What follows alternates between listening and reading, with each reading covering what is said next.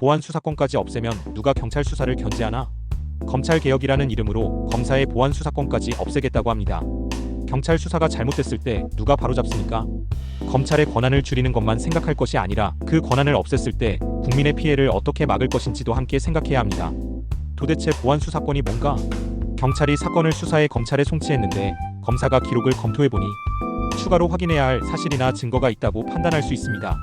기존에는 검사가 직접 필요한 보안 수사를 할 수 있었습니다. 경찰의 보안 수사를 요구하는 방식으로 바꾸는 겁니다. 검찰의 권한이 지나치게 집중되는 것을 막고 수사와 기소를 분리하자는 취지입니다. 그런데 권한을 분산시키는 것과 견제 장치를 없애는 것은 전혀 다른 문제입니다. 경찰이 수사한 사건에서 중요한 증거를 놓쳤다면 검사가 경찰의 보안 수사를 요구할 수 있으니 문제가 없다는 겁니다. 원칙적으로 1개월 이내에 보안 수사를 완료하도록 했습니다. 경찰이 보안 수사를 제대로 했는지 그 결과가 정말 충분한지는 누가 어떻게 실질적으로 검증합니까? 결국 검사는 경찰에게 다시 해달라고 요구할 뿐이고 직접 수사할 수는 없습니다. 이 문제는 단순히 보수와 진보의 정치적 싸움으로만 볼 일이 아닙니다. 법원행정처도 보안 수사권 폐지 자체를 정책적 결정 사항이라고 하면서도 부작용을 막기 위한 보완 방안이 함께 마련돼야 한다는 의견을 냈습니다. 민주사회를 위한 변호사 모임 회원 403명을 대상으로 한 조사에서도 보안 수사권을 부분 또는 전면 유지해야 한다는 의견이 67%였습니다. 저는 검찰의 권한이 무조건 많아야 한다고 주장하는 것이 아닙니다. 검찰도 당연히 견제받아야 합니다. 문제는 검찰을 견제하기 위해 만든 제도가 국민을 보호하는 또 다른 안전장치까지 약화시키는 것은 아닌가 하는 겁니다. 경찰을 못 믿는다는 이야기가 아닙니다.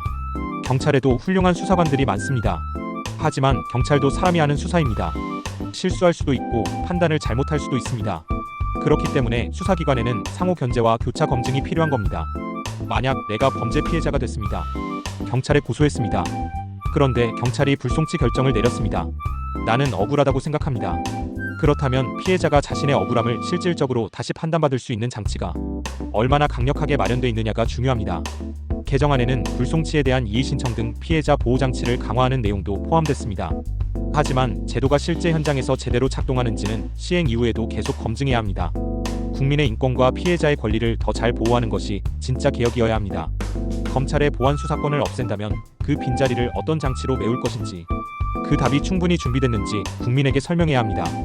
경찰 수사를 견제할 장치까지 약해지는 것은 아닌지 국민의 입장에서 냉정하게 따져봐야 합니다. 검찰 개혁의 최종 목적은 검찰을 무력화하는 것이 아니라 억울한 국민이 생기지 않는 사법 시스템을 만드는 것이어야 합니다. 여의도 팩트 직격이었습니다.